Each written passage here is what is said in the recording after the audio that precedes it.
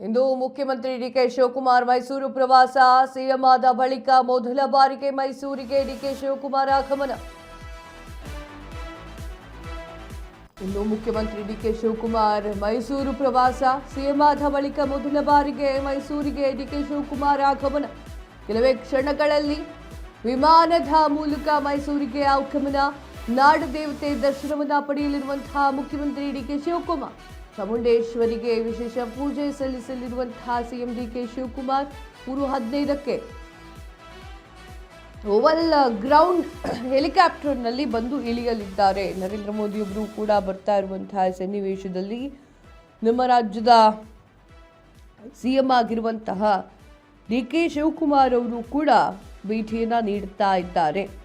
So ಆ ಒಂದು ಕಾರ್ಯಕ್ರಮದಲ್ಲಿ ನರೇಂದ್ರ ಮೋದಿಯವರ ಜೊತೆಗೆ ಡಿಕೆ ಶಿವಕುಮಾರ್ ಅವರು ಕೂಡ ಭಾಗಿಯಾಗಲಿದ್ದಾರೆ.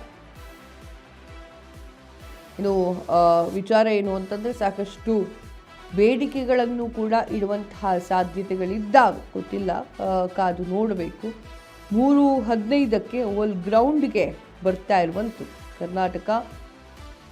ಕರ್ನಾಟಕದ ವಿಚಾರಕ್ಕೆ ಸಂಬಂಧಪಟ್ಟಂತೆ ಏನಾದರೂ ಹೇಳಬಹುದು, ಅವ್ರ ಹತ್ರ ಡಿಸ್ಕಸ್ ಕೂಡ ಮಾಡಬಹುದು. ಮೈಸೂರಿನ ಈ ಒಂದು ಏನು ಹೇಳ್ತಾರೆ